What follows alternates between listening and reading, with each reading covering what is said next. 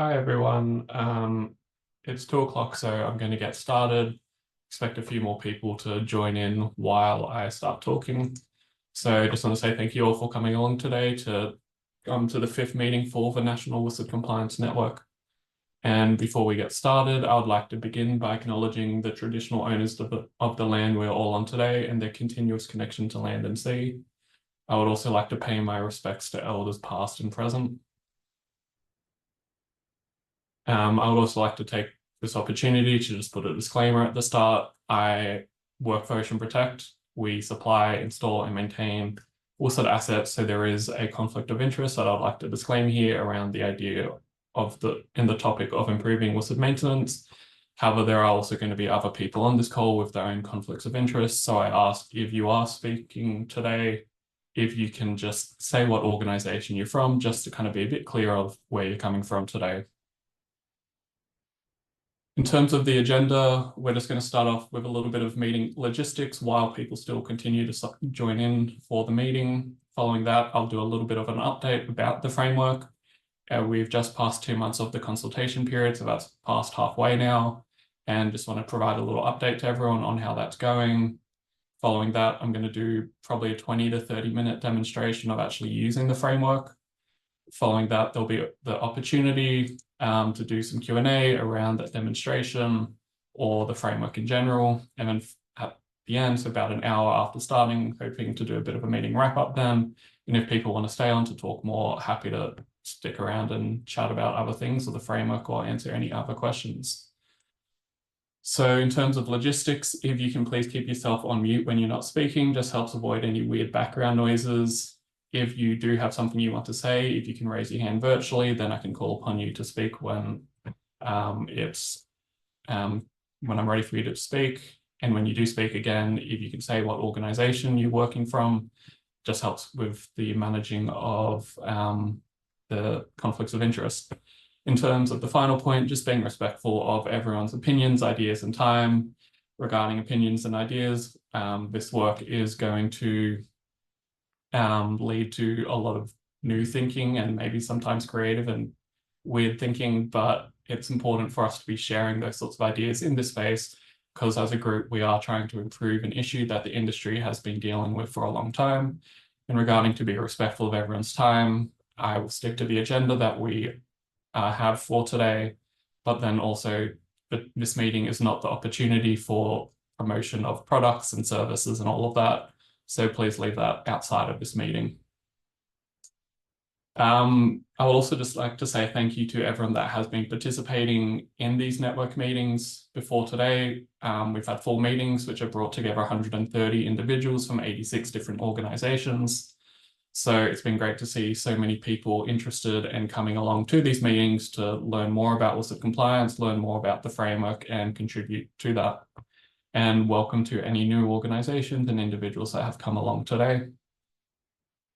For anyone that is new here today, just a bit of clarity, the National WSUD Compliance Network is a group meeting regularly to discuss WSUD compliance, but also helping hold the development of the framework accountable and making it transparent, but also providing an opportunity for the industry to provide feedback on the framework.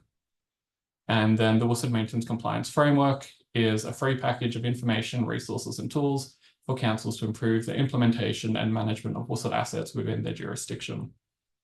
And to learn more about that, you can go to wsudcompliance.com.au. There'll be more information there. If you want to get in contact after today, you can always email me, call me, and we have now set up a LinkedIn page for the framework, so you can stay up to date with updates there about future events and other things. If you haven't accessed the framework yet, that is still in a consultation period right now and available via that giant QR code on the screen right now, or going to wsudcompliance.com.au/resources. And for the people that have to leave early or do miss out on this meeting, it will be recorded and the slides will be available with the recording at wsudcompliance.com.au. Now, providing an update on the framework. So far, we've just passed the halfway mark of the 4-month consultation period. So we released it in April, and then April 19th, 18th. And so since then, 48 councils have accessed the framework. So some councils, there's just been one person. And then for some, there's been multiple people within the organization looking at it. There have also been others within the industry, from consultants and other companies and groups that have been accessing the framework as well. And it's great to see such a large amount of interest in this project. For the first 4 meetings, we have seen 211 people register for those meetings. So it's great to see such a large amount of interest for the topic of WSUD compliance and the framework. I'm not sure if my AirPods have just died, but hopefully people can still hear me. Let me know if you can't. And then in May, we've had 2 webinars. So at the start of May, I did a webinar called Beneath the Surface of the WSUD Maintenance Compliance Framework. And so that saw 334 people register for that. So that was great to see so many people turn up, where that webinar really just talked through the different components of the framework and answered some basic questions around it. And then at the end of May, I did a webinar with a lawyer where we presented on a webinar called Law and Order, WSUD Asset Maintenance. And for that, it was about kind of the legal findings, some of the legal work done for the project, for the framework. And so that saw 434 people register for that. Now, moving on to the demonstration. So what I realized, and someone actually brought to my attention, was that I spent a lot of time the first 2 months helping people understand the different components of the framework. But what I haven't really done is outline how all of this works together. And so that's what today's meeting is going to be about. I'm going to do a demonstration showing you how these different components interact and work together. So if you haven't attended a previous webinar or meeting about this, where I have talked about the different components, I would encourage you after today to check out the Beneath the Surface of the WSUD Maintenance Compliance Framework webinar, as that provides you a bit more detail around that. And so what we're going to be doing today is a scenario where it will be a property that appears to be compliant until a random audit identifies them to be non-compliant, which leads to a fine being issued. And so for that, we're going to ignore the identification process and then start from the development process, go into the operational process, do an audit in the auditing process, and then move along to the enforcement process, which will then eventually take them back to the operational process. So for this, if you do have access to the framework, again, the QR code and link are in the top corner. But basically, if you have the guidelines or have the process maps available, I would encourage you to have them open on another screen or on the same screen as when you're watching this meeting on, just because you can kind of follow along a bit better. However, I am going to do my best to show you things throughout the demonstration. So first off, what's going to happen is we will start with the development process. This is where development conditions are being imposed on a development that has a WSUD system. For this at activity 1, and so if you look in the top right-hand corner, there is the process map for the development process with a red circle around the relevant activity or the decision that I'll be talking about. And so at activity 1, council will be imposing conditions. So this is imposing development conditions for a development requiring a WSUD system. And so within Appendix A of the guidelines, there are 4 conditions: condition 1, condition 2, 3, and 4. And so each of those have a purpose to help ensure that certain things happen before a development is occupied. And then also during the life of the development, there's also a condition to ensure maintenance for the life of the development.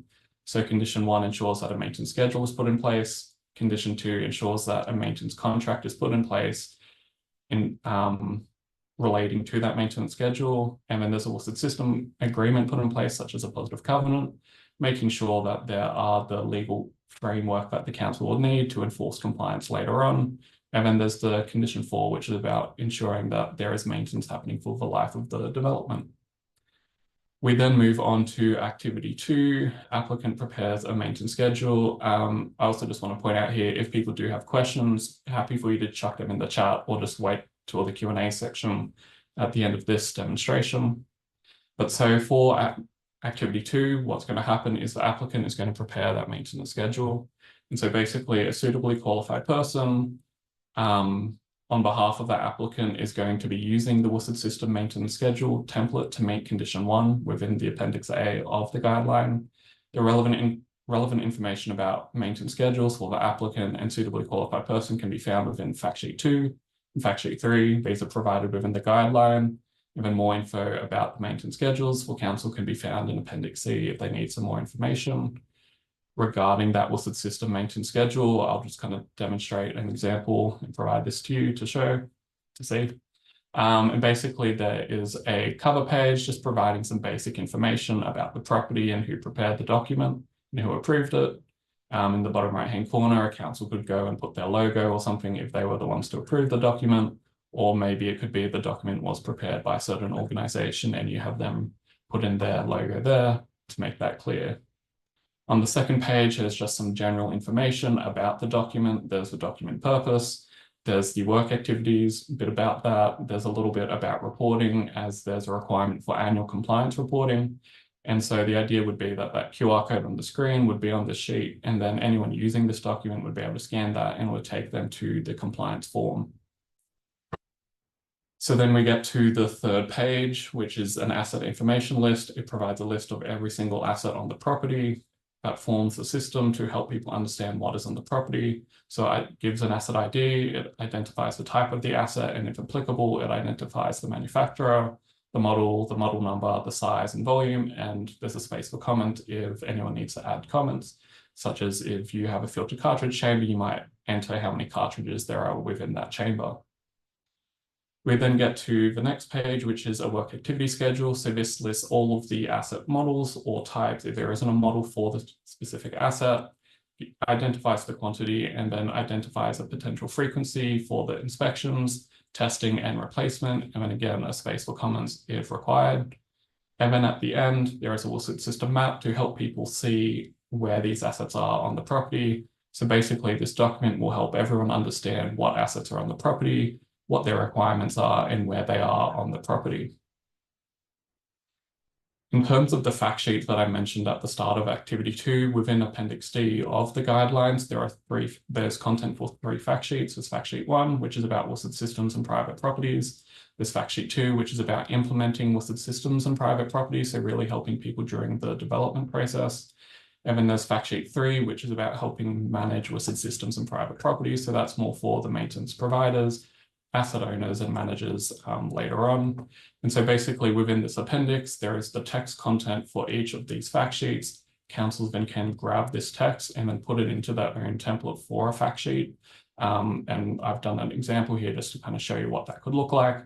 But basically, I realized councils all have their own kind of templates for documents, so there was no point me saying exactly what template they should be using. I just give them the content, they can put it into their templates. And then after this, council would be assessing whether the maintenance schedule is compliant. So decision 1 has a compliant maintenance schedule being provided. And so this is a decision point which can change the way that a development is moving through this program. For today, we're going to go with yes. We're going to say it is a compliant property. So we'll update the mock-up WSUD Information Management System, IMS for short, store that documentation and progress to Activity 4.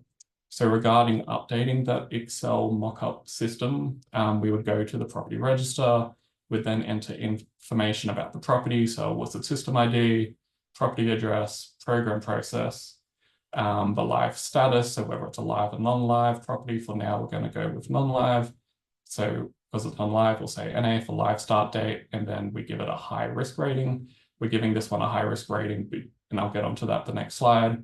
However, the idea of this risk rating column is to provide councils the flexibility and ability to actually prioritize the compliance that they're enforcing. This is because councils don't have the time and money and capacity to really go and enforce and check every single property. So this way they can prioritize based off, if it wasn't compliant, how badly could that system be impacting the environment, community, or something else that the council is considering as a high risk property. And so with that, within the IMS, there is a proposed risk matrix, which is just based off the asset type group and the compliance status. So councils can come up with their own way to do this, but what I've proposed is a simple one that you could automate within the IMS if you wanted to. Basically, you would look at what assets are in the property. For this property, there was a rainwater tank, so there was a water conservation asset. There wasn't any storm water infiltration assets. There was stormwater treatment assets, and there was stormwater detention assets. So we're going to go with this highest one and start off with a 5. And then we look at the compliance status, and at the moment it's unknown because it's not a live property yet. So we get a score of 15, which gave us that higher risk rating for this example. So then we move along into the asset register as part of the IMS. We then fill in all of the details about this. So the general information, the system ID, the asset ID. We go into asset information, which is taken out of the maintenance schedule. So type, manufacturer, model, etc. We then get to work activity frequencies, inputting the months for the frequencies of inspections and testing and replacements where appropriate. We then get to requirements section and fill in that for the maintenance schedule, there was a condition requiring a maintenance schedule, and then that the condition has been met. We then get along to activity 4, where the applicant engages suitably qualified persons for the maintenance. So an applicant will need to engage an SQP to conduct work outlined in the WSUD system maintenance schedule to meet condition 2. Relevant information about that maintenance schedules, again, can be found in fact sheet 2 and 3. And then more information for councils about these schedules can also be found in Appendix C of the guideline. We then get to decision 2, has engagement evidence been provided? Yes, no, we'll go with yes. So we'll update the IMS, we'll store that evidence and progress to activity 6. So what will happen is we'll come back to the asset register, we'll go to where it says SQP evidence and met. We'll say that there was a development condition requiring the evidence to be provided. And that will also say that the condition has been met for this property. We then get to activity 6, the applicant provides a WSUD system agreement. So to meet condition 3. And so for that, the relevant information about WSUD system agreements for the applicant or people working on their behalf can be found within fact sheet 2. And then for councils, they can find more information about WSUD system agreements in Appendix B. And so within that appendix, what you'll see is that the suggestion recommendation is to look towards the wording that Blacktown City Council uses for the WSUD system positive covenant and WSUD system restrictive covenant. And so the standard recitals for that can be found within Appendix F of the engineering guidelines for the development, with the image on the screen just showing you part of what those words look like.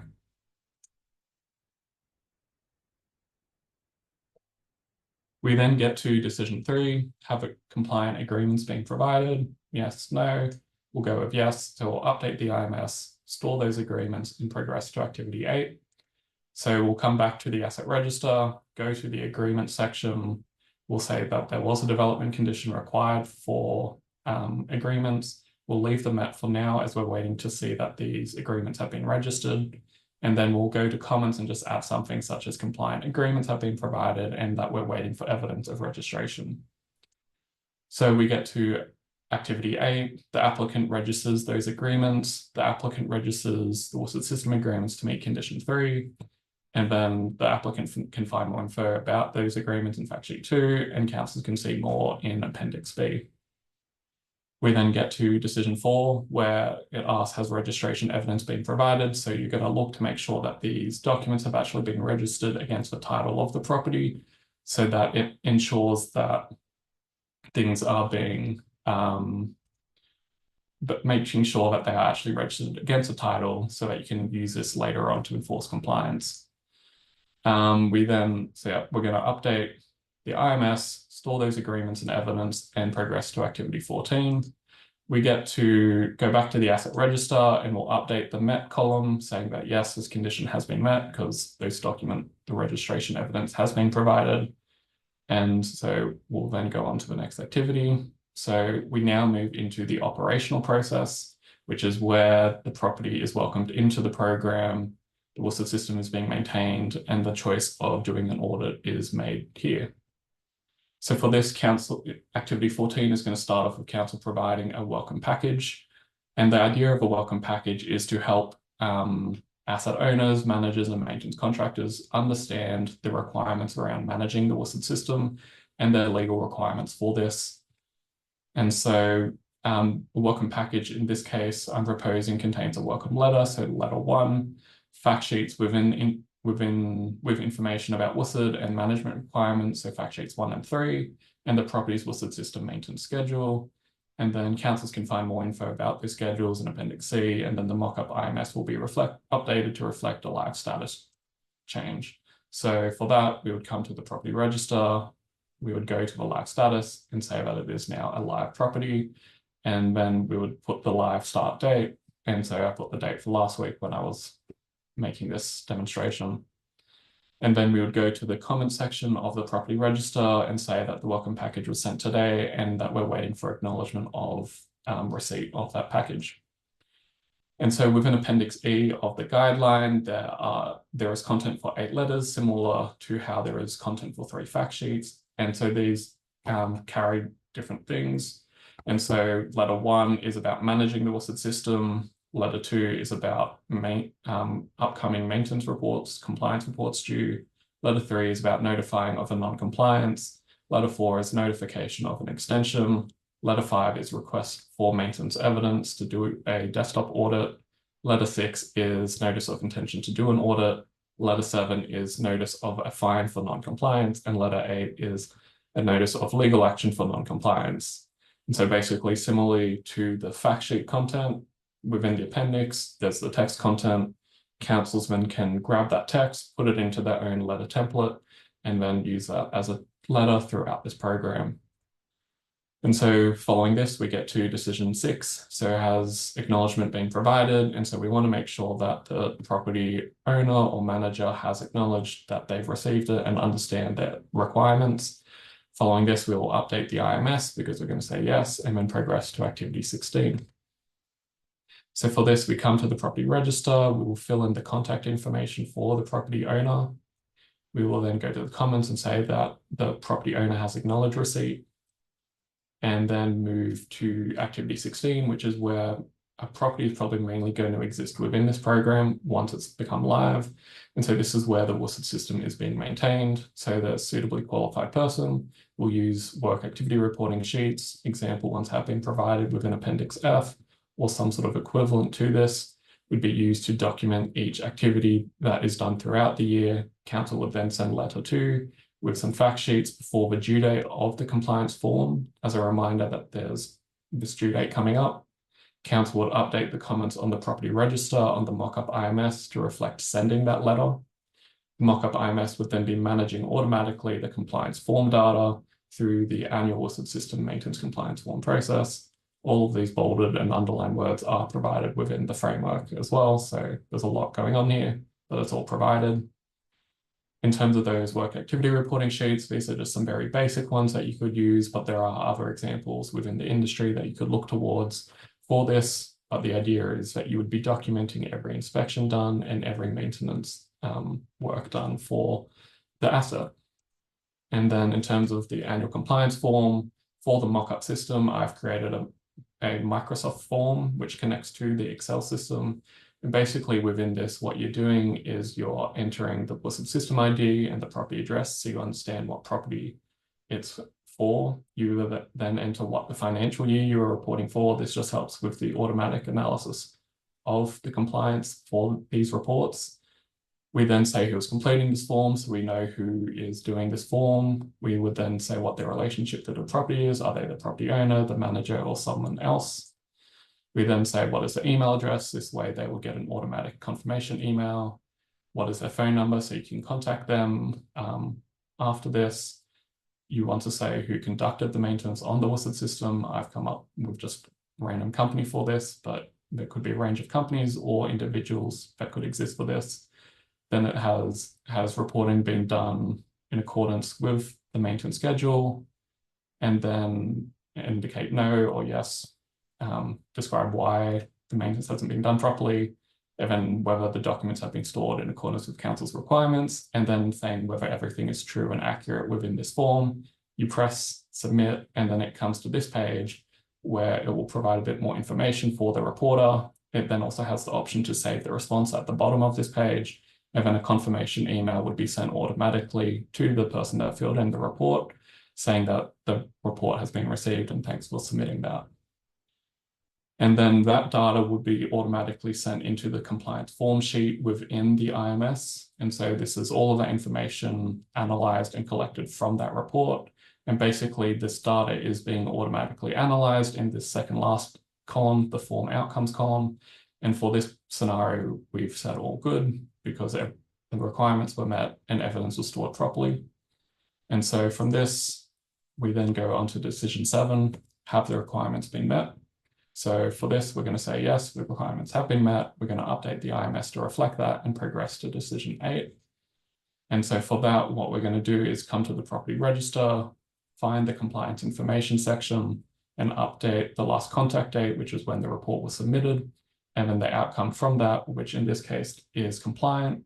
And so basically this property has become compliant. And then we get to decision 8, has property been chosen for a desktop audit? And so for this, this is where councils can choose whether they want to actually check compliance of these reports and of the properties. And basically for today, we're going to say yes and progress to activity 19.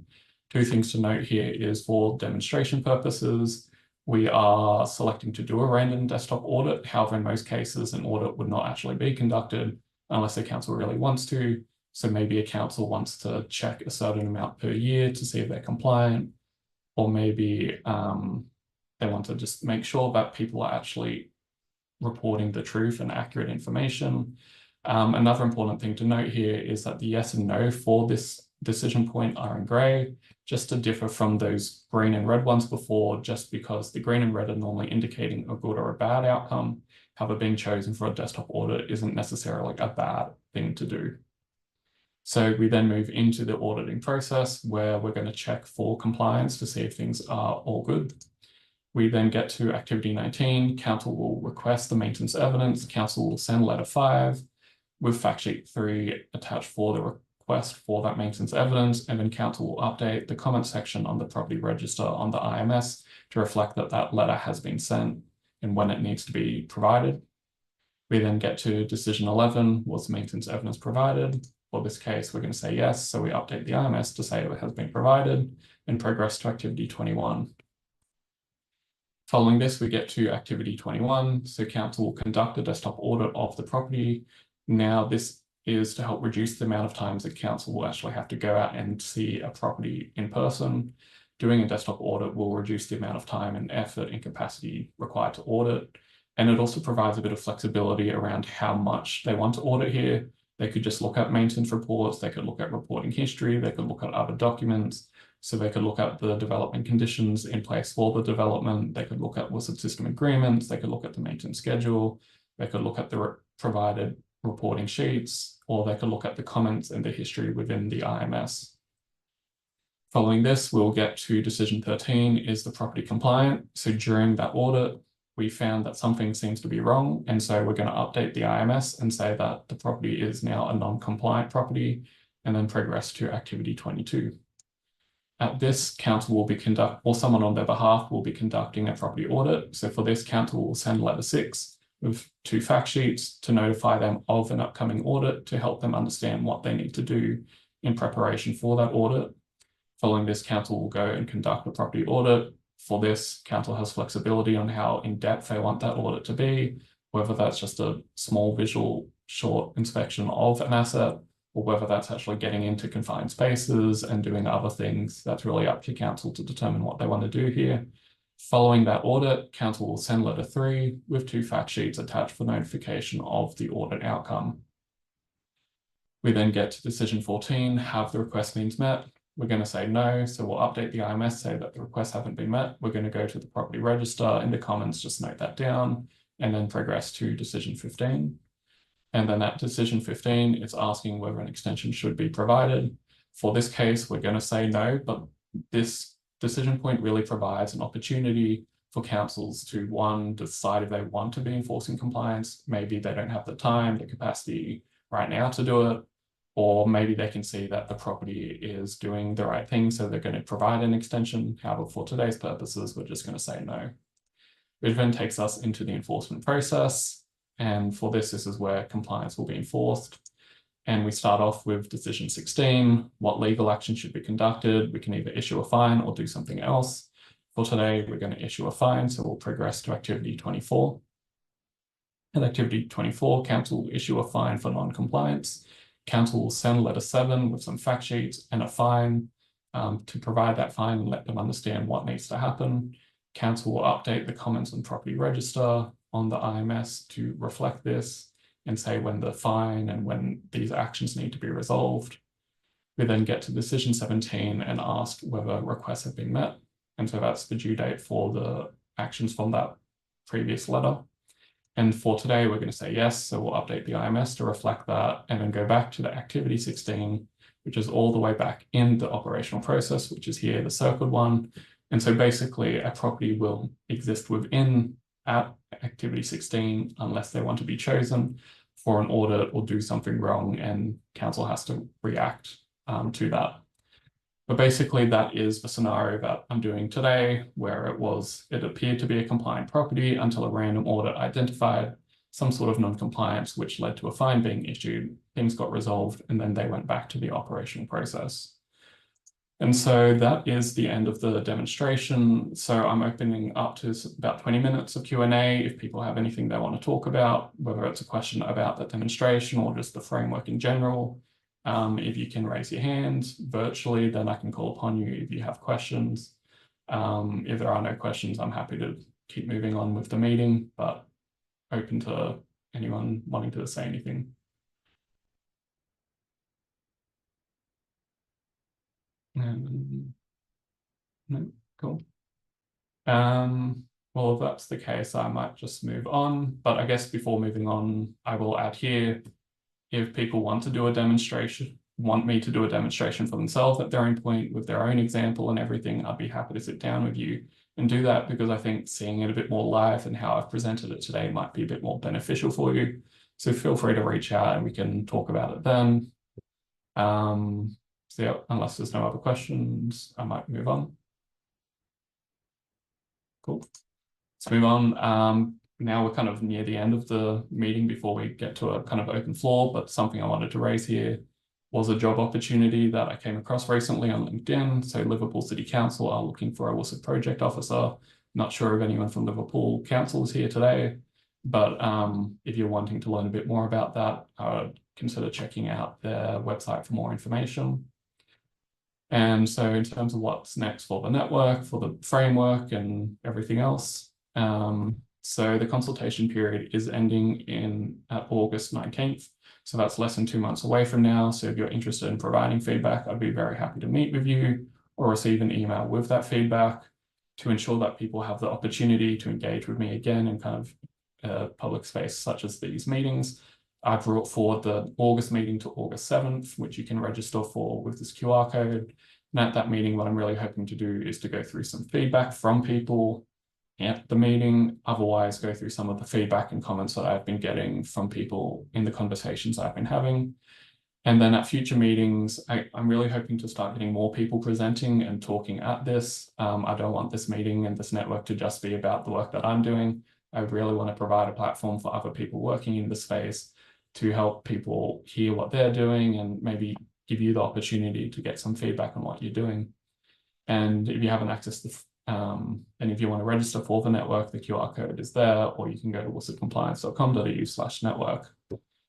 And so that is the end of today's meeting, fairly quick meeting. So I'm happy to stick around and talk if people want to, however, if people need to go. You can always email me, you can call me, you can reach out via LinkedIn with the new LinkedIn page that we've set up for the framework. You can go to wsudcompliance.com.au for more information. You can also find the recordings and the slides from previous meetings, and this meeting's ones will be up soon. Again, you can also access that framework through that giant QR code or via wsudcompliance.com.au/resources. Thanks everyone for coming along. I'm happy to kind of stick around if people want to have a chat about anything related to the network, framework, or anything else.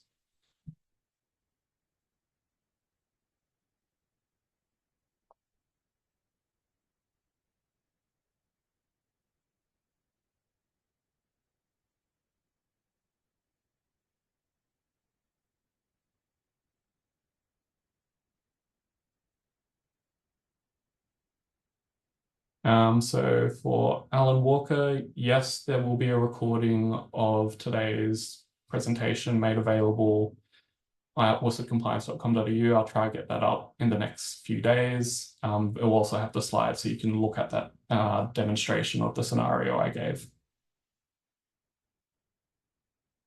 Anyone else have anything they want to talk about? No? Cool. Well, I might call the meeting here then and see you all at a future meeting or a future event, and hope everyone has a good day and see you all soon. Thanks, everyone.